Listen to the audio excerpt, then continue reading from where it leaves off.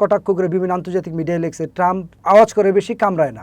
আমেরিকার এত বছরের ইতিহাসে প্রথম কোনো ঘটনা হলো যে আমেরিকার প্রায় 50টা দেশে বর্তমানে কোনো রাষ্ট্রদূত নেই। পৃথিবীর সবচেয়ে শক্তিশালী বা 1 নম্বর শক্তিশালী দেশের প্রেসিডেন্ট কিন্তু সে। তার এক কথা এই মুস্তফা খামিনির চেয়ে আরও 100 গুণ শক্তি হওয়ার কথা ছিল। বাট আমরা দেখতেছি বিপরীত চিত্র। ডোনাল্ড ট্রাম্প বর্তমানে যাদেরকে কূটনৈতিক হিসেবে নিয়োগ দিচ্ছে তারা নিজস্ব পরিবারের লোকজন, নিজের ঘনিষ্ঠ বন্ধুবান্ধব। ট্রাম্পের বক্তব্য মানুষ গ্রহণ করছে না কেন? ট্রাম্পের বক্তব্য কি স্ক্রিপ্ট করা? আপনার বিশ্লেষণ কি? ট্রাম্পের বক্তব্য গ্রহণ করছে না, এটা বিপরীত একটা চিত্র কিন্তু আবার আপনি খেয়াল করছেন কিনা। মুস্তফা খামিনি যে অদৃশ্য, এখন আমরা তাদের প্র্যাকটিক্যালি এই যুদ্ধের মহলে তার কোনো চেহারা দেখিনি 3 মাসের মধ্যে, কিন্তু তার একটা বার্তা যখন আসে পুরা ইরান কিন্তু সেটার নিয়ে ঐক্যবদ্ধ হয়ে যায় এবং পুরা বিশ্ব রাজনীতি কিন্তু সেই বিষয়টা নিয়ে আলোচনা করে। যেমন কালকের আগের দিন সে একটা বার্তা দিল যে ইরান থেকে সমৃদ্ধ ইউরেনিয়াম অন্য কোথাও যাওয়া দিবে না। That's stop. পুরা ইরানের রাজনীতি এটা নিয়ে কথা বলতেছে, বিশ্ব রাজনীতি এটা নিয়ে কথা বলতেছে, অর্থাৎ মুস্তফা খামিনির কথা নিয়ে। অথচ ট্রাম্প আমাদের সামনে এতবার আসে, ট্রাম্পকে আমরা প্রতিদিন দেখি, প্রতিদিন স্পিচ দেয়, কিন্তু ট্রাম্পের কথার উপর কোনো বিশ্বাস বা আস্থা পৃথিবীর কারো এখন তার কথার সাথে পৃথিবীর মানুষের আস্থার লেভেলটা এখন কোন জায়গায় নামছে এটা আমার জানা নেই। আজকে ট্রাম্প যেটা বললো কিছুক্ষণ আগেই যে চুক্তি এখন চূড়ান্ত পর্যায়ে এবং যে কোনো মুহূর্তে এটা ডিক্লেয়ার হয়ে যাবে। খুব ভালো একটা আনন্দের সংবাদ, কিন্তু বিশ্বব্যাপী যে শত শত কোটি মানুষ এটা কতটুকু আস্থায় আনতে পারছে এটা আমার বিশ্বাসের জায়গাটা অনেকের ভিতরে নড়বড়ে। প্রধান কারণ হচ্ছে আপনি দেখবেন ট্রাম্প যখন চীনে গেল তাইওয়ান সম্বন্ধে সে বলল, আপনি জানেন তাইওয়ানের সাথে ট্রাম্পের একটা 1400 কোটি টাকার চুক্তি ছিল, 1400 কোটি ডলারের চুক্তি, অস্ত্র বিক্রির চুক্তি। কিন্তু চীন থেকে ঘুরে এসে ট্রাম্প চীনে যাওয়ার আগে বলল যে অবশ্যই তাইওয়ানকে সে এই অস্ত্র দিবে। যখন সে চীন সফর করে এসে যুক্তরাষ্ট্রকে ব্রিফ করলো, সে বললো যে না, এই অস্ত্র এখন দিতে পারবে না, কারণ এই ইরান যুদ্ধ যদি আবার পুনরায় শুরু হয় তাহলে তার কাছে অস্ত্রের ক্রাইসিস আছে, যার কারণে আপাতত সে তাইওয়ানকে অস্ত্র দিবে না। কি কথা? তার মানে কথা মুহূর্তে মুহূর্তে তার উল্টে যাচ্ছে। দ্বিতীয় বিষয় হচ্ছে ইউরোপীয় ইউনিয়নের অনেক বড় বড় আপনার এই জাদ্রেল কূটনীতিকরা ট্রাম্পকে নিয়ে কটাক্ষ করে বিভিন্ন আন্তর্জাতিক মিডিয়ায় লেখছে ট্রাম্প আওয়াজ করে বেশি কামড়ায় না, অর্থাৎ ট্রাম্প বেশিরভাগ ফাঁকা বুলি ছাড়ে, যার দরুন ট্রাম্পের কথায় আপনার এলোমেলো থাকে বেশি। যেমন দেখবেন যে ইরানকে ধ্বংস করে দিবে, ইরানের সভ্যতা ধ্বংস করে দিবে, ইরানের মধ্যে একটা আলো দেখতে পারবেন, ইরানে পারমাণবিক হামলা হবে, এইটা হবে সেটা হবে, যা বলে, কিন্তু আমরা কথার কথা যা বলতেছে প্র্যাকটিক্যালি সেগুলো আমরা দেখতেছি না। এই যে ইউরোপীয় ইউনিয়ন যে তার উপর একটা আস্থা হারিয়ে ফেলছে, ফ্রান্স তার খুব ক্লোজ মিত্র ছিল, ইউকে, ফ্রান্স, তারা তার উপর আস্থা হারিয়ে ফেলছে শুধু কথার জন্য। তার কথায় এখন অনেকের ধারণা যে তার কথায় যারা তার সাথে স্ক্রিপ্ট করে দিচ্ছে যে লোকগুলো, তারা আসলে ওরকম মানে আন্তর্জাতিক রাষ্ট্র বা আন্তর্জাতিক কূটনীতি বোঝা সম্পন্ন লোক ওরকম তার সাথে এখন নেই। আপনি জানেন গতকালকে ট্রাম্পের ছেলে ট্রাম্প জুনিয়রের বিয়ে হয়, তার কনের নাম হচ্ছে কিম্বারলি এবং তার এটা দ্বিতীয় বিয়ে, অর্থাৎ ফার্স্ট স্ত্রী ছিল তার ভ্যানেসা নামক একজন মহিলা, তার সাথে 12 বছর সংসারের পর সেই দ্বিতীয় বিয়ে গতকালকে আবার করেছিল। তো দ্বিতীয় বিয়ে করার আগে যে মেয়েটার সাথে ডোনাল্ড ট্রাম্পের ছেলে জুনিয়র ট্রাম্প আপনার রিলেশন গ্রো করেছিল, তার নাম হচ্ছে কিম্বারলি। তো এই দেখেন এই রিলেশন গ্রো থেকে এই কিম্বারলিকে গ্রিসের আপনার এই রাষ্ট্রদূত হিসেবে নিয়োগ দিয়েছে আপনার ডোনাল্ড ট্রাম্প।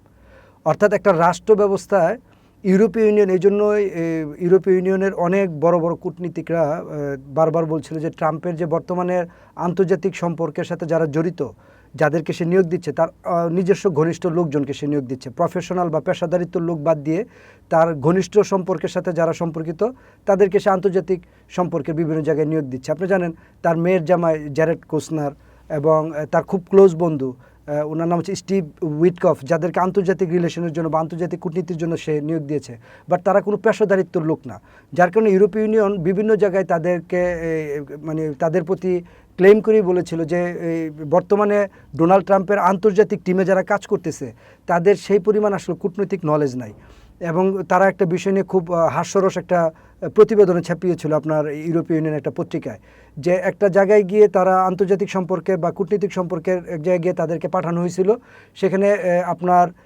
ইউরেনিয়াম সমৃদ্ধিকরণ একটা বিষয় নিয়ে আলোচনা করবে, ইরানের বিষয়টা নিয়েই ইউরোপের অন্য অন্য দেশের সাথে। তো সেখানে U-235 ইউরেনিয়াম সমৃদ্ধকরণ কিভাবে কাজ করে এবং এটা কীভাবে 60% টু 90% বা এই সমৃদ্ধিকরণ কীভাবে আগায়, এই বিষয়টা নিয়ে ইন ডিটেলস নলেজ নাই এরকম 3-4 জন কূটনীতিককে সে দায়িত্ব দিয়েছিল আন্তর্জাতিক মহলে ডিলিংস করার জন্য। অর্থাৎ ডোনাল্ড ট্রাম্প বর্তমানে যাদেরকে কূটনীতিক হিসেবে নিয়োগ দিচ্ছে তারা নিজস্ব পরিবারের লোকজন, নিজের ঘনিষ্ঠ বন্ধুবান্ধব, নিজের আত্মীয় স্বজন, কাছাকাছি বলয়ের লোকজনকে সে নিয়োগ দিচ্ছে, যাদের আসলে পেশাদারিত্বের জায়গায় আন্তর্জাতিকভাবে কোনো খ্যাতনামা কোনো জায়গায় তাদের অভিজ্ঞতা বা অংশগ্রহণ নাই। এই ধরনের লোক নিয়োগ দেওয়ার কারণে তারকে যারা বুদ্ধি দিবে, আমরা জানি একটা প্রেসিডেন্ট বা প্রধানমন্ত্রীর অনেক এঙ্গেজমেন্ট থাকতে হয়, অনেক জায়গা থেকে তার অনেক কিছু নলেজ নিতে হয়, সে নলেজ নেওয়ার জায়গাগুলো তার খুব দুর্বল, যার দরুন তার কথার এবং কাজের মধ্যে আমরা কোনো ভারসাম্য পাই না। অথচ পৃথিবীর সবচেয়ে শক্তিশালী বা 1 নম্বর শক্তিশালী দেশের প্রেসিডেন্ট কিন্তু সে, তার এক কথা এই মুস্তফা খামেনির চেয়ে আরও 100 গুণ শক্তি হওয়ার কথা ছিল। বাট আমরা দেখতেছি বিপরীত চিত্র, যে ট্রাম্পের 100 কথা সমান মুস্তফা খামেনির 1 কথা। এই বিপরীত চিত্রের কারণ হচ্ছে তার দুর্বল কূটনীতির কারণে।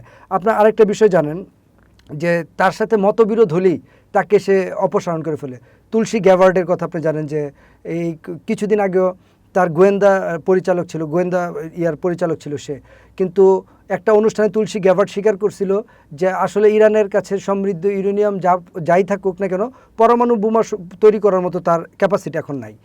তখন এই প্রশ্নকে কোট করে সাংবাদিক ডোনাল্ড ট্রাম্পকে বলছিল যে আপনি যে বারবার পরমাণু বোমা নিয়ে ইরানকে কোণঠাসা করতেছেন, বাট আপনার গোয়েন্দা প্রধানই তো বলতেছে যে সেখানে পরমাণু বোমার কোনো ইস্যু এতটা গুরুত্বপূর্ণ কোনো ইস্যু না। তখন সে বলছে এটা তার কথা, এটা আমার কথা না। তার মানে এই তুলসী গ্যাবার্ডকেও সে আসলে পাত্তা দেয়নি এবং আপনি জানেন 2 দিন আগে সে আনুষ্ঠানিকভাবে পদত্যাগ করেছে তার সাথে মতবিরোধের কারণে। একজন কূটনীতিক আপনার সাবেক আমেরিকান রাষ্ট্রদূত, ওনার নাম হচ্ছে আপনার ব্রিজেট ব্রিং, উনি একটা গুরুত্বপূর্ণ কথা আপনার তুলে আনছে, কেন ট্রাম্পের কথা মানুষ মূল্যায়ন করে না। এই ব্রিজেট ব্রিং বলল যে ইউক্রেন যুদ্ধের সময় হঠাৎ করে আপনার এই ডোনাল্ড ট্রাম্প পূর্ব কোনো আপনার অনুমতি ছাড়া, পূর্ব কোনো দিক নির্দেশনা ছাড়া হঠাৎ করে আপনার এই ইউক্রেনকে সহযোগিতা বন্ধ করে দিল আনুষ্ঠানিকভাবে। এখন ওইখানে আপনার অনেক আমেরিকান ছিল, রাষ্ট্র মানে আপনার কি বলে আমেরিকান এমবেসি ছিল, আমেরিকান অনেক নাগরিক সেখানে ছিল, তাদের নিরাপত্তার কথা চিন্তা না করে হঠাৎ করে কোনো পূর্ব ডিক্লারেশন ছাড়া ইউক্রেনে আপনার তার সহযোগিতা বন্ধ করে দেয়। তখন আন্তর্জাতিক বড় বড় সংবাদ মাধ্যম এবং আমেরিকার যারা বড় বড় সংবাদ মাধ্যম ট্রাম্পের সাথে যোগাযোগ করার চেষ্টা করলো, তারা সেখানে সেভাবে যোগাযোগ স্থাপন করতে পারে নাই। হোয়াইট হাউসের সাথে যোগাযোগ করলো, তারপর হচ্ছে পেন্টাগন অর্থাৎ প্রতিরক্ষা বলয় নিয়ে যারা কাজ করে এবং পররাষ্ট্র মন্ত্রণালয়ে যোগাযোগ করলো। তখন তারা দেখলো, মানে এই সাবেক রাষ্ট্রদূত বলতেছে যে তাদের মধ্যে কোনো সমন্বয় নাই এবং সমন্বয়বিহীন একটা গুরুত্বপূর্ণ সিদ্ধান্ত তারা নিয়ে ফেলছে। এবং সে বলল যে আমরা আশ্চর্য হয়ে যাই, এত ভয়ঙ্কর একটা ডিসিশন প্রেসিডেন্ট নিল অথচ তিনটা ডিপার্টমেন্টে কারোর মধ্যে কোনো সমন্বয় ছাড়া। এবং মানে সেখানে তারা বলতেছিল যে ট্রাম্পের কাছ থেকে তার ক্লোজ লোকজন যারা আছে তাদেরকেও সে অনেক ইনফরমেশন দেয় না। অনেক ইনফরমেশনের জন্য তাদের যারা গুরুত্বপূর্ণ সরকারি দায়িত্বে আছে তারা ট্রাম্পের যে নিজস্ব তৈরি করা ট্রুথ সোশ্যাল, জানেন ট্রুথ সোশ্যালটা কীভাবে ট্রাম্প তৈরি করছে সেটা আপনি জানেন। ফেসবুক যখন ট্রাম্পকে ব্যান করে দিল, ট্রাম্পকে তার ফেসবুকে কোনো অ্যাক্সেস দিল না, আপনি এখনও জানেন যে ট্রাম্পকে এখনও ফেসবুকে ব্যান করা, তাকে ফেসবুকে পাগলামি করার কারণে ফেসবুকের মার্ক জুকারবার্গ তাকে ফেসবুক থেকে ব্যান করে দিয়েছিল। পরবর্তীতে সে আইন আদালতের মাধ্যমে জোর জবরদস্তি করে অনেক কিছু করতে চেয়েছিল, এখন এটা কোন পর্যায়ে আছে আমার জানা নেই। তখন সে নিজে থেকে তৈরি করে আরেকটা সোশ্যাল মিডিয়া, এটার নাম হচ্ছে ট্রুথ সোশ্যাল। সে ট্রুথ সোশ্যালে পোস্ট করলে সে কী পোস্ট করছে সরকারি অনেক বড় বড় কর্মকর্তা গোয়েন্দার ওইদিকে তাকায় থাকে যে ট্রাম্প কী পোস্ট করলো, এটার উপর তারা বোঝার চেষ্টা করে যে যুদ্ধের পরিস্থিতি কোন দিকে। এবং তার যে মিত্র শক্তি যারা আপনার এই মানে ইউরোপের বিভিন্ন দেশ এবং তার বিভিন্ন সরকারি কর্মকর্তা, ইভেন বাইরের রাষ্ট্রগুলো ট্রুথ সোশ্যালের দিকে তাকায় থাকে যে আসলে সে ট্রুথ সোশ্যালে কী লেখে এটার উপর তাকে অ্যানালাইসিস করার চেষ্টা করে। অথচ এগুলো করা দরকার ছিল হোয়াইট হাউস, পেন্টাগন অথবা আপনার পররাষ্ট্র মন্ত্রণালয়ের বিভিন্ন দপ্তর থেকে, কিন্তু কোনোটার মধ্যে এখন আর সমন্বয় নাই। আপনার সর্বশেষ রয়টার্স আপনার একটা বিশ্লেষণ করছে, আপনি জানেন হয়তোবা, যে এই আমেরিকার এত বছরের ইতিহাসে প্রথম কোনো ঘটনা হলো যে আমেরিকার প্রায় 50টা দেশে বর্তমানে কোনো রাষ্ট্রদূত নেই, ভারপ্রাপ্ত কর্মকর্তা দিয়ে তারা তাদের অ্যাম্বাসিগুলো চালাচ্ছে, যেটা আমেরিকার ইতিহাসে পূর্বের কোনো হিস্ট্রি এগুলোর মধ্যে এই ধরনের হিস্ট্রি নাই। তার মানে আমরা যেটা বুঝতেছি যে ট্রাম্পের কথা আপনি বললেন না, যে আপনার প্রস্তাবে ফিরে যাচ্ছি, যে ট্রাম্পের কথাই কেন মূল্যায়ন হচ্ছে না।